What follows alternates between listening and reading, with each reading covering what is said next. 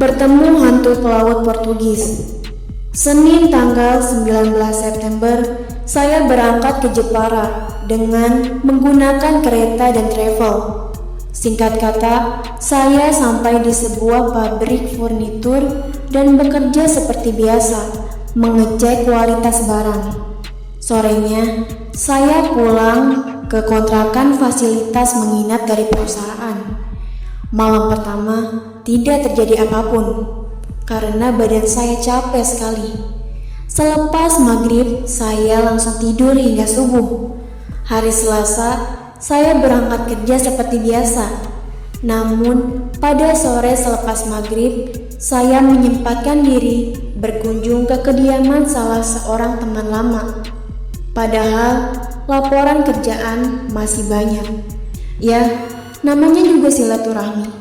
Kalau nggak disempet-sempetin, ya susah nyari waktu yang tepat buat ketemu teman lama. Jam 9 malam, saya pulang ke kontrakan yang lokasinya di daerah perumahan Mandara Jepara. Saat pulang, saya baru menyadari ternyata lokasi kontrakan saya dikelilingi oleh kuburan.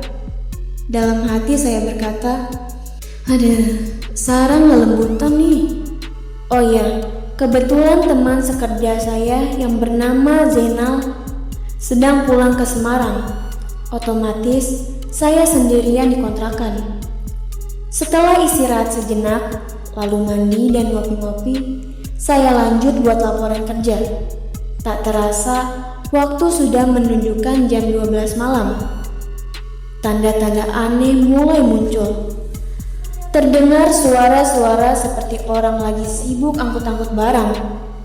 Mendadak, tengkuk saya merasa merinding. Walau perasaan agak-agak gimana, tapi saya tetap melanjutkan membuat laporan pekerjaan.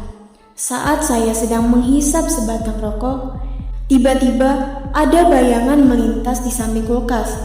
Saya langsung beranjak dari kursi dan mengejar bayangan itu hingga ke depan pintu. Aneh, ternyata tidak ada siapa-siapa. Selanjutnya, di belakang saya seperti ada beberapa orang berjalan cepat melewati kulkas dan menuju dapur. Saya balik lagi mengejar rombongan tersebut. Astaga, ada sesosok makhluk yang terlihat, tapi hanya topi dan kakinya saja yang sempat saya lihat. Astaga, ada sesosok makhluk yang terlihat, tapi hanya topi dan kakinya saja yang dapat saya lihat.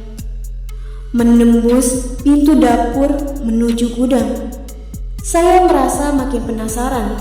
Kemudian, saya buka pintu dapur yang menuju gudang.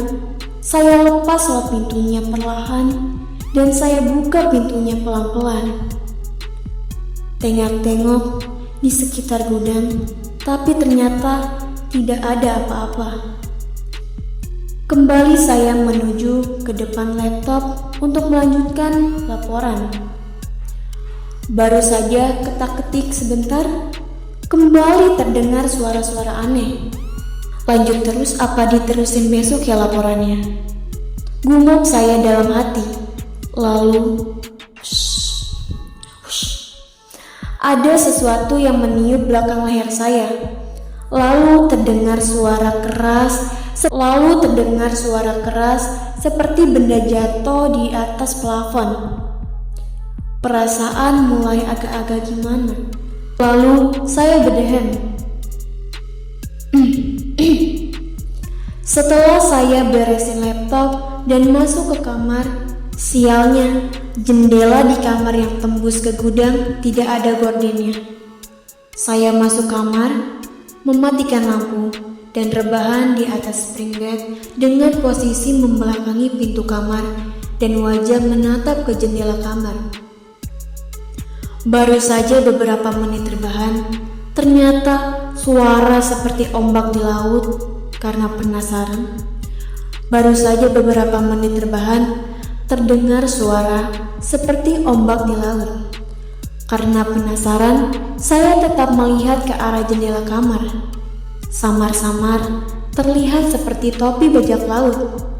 Lalu terlihat bagian samping dan belakang makhluk tersebut, seperti orang Portugis.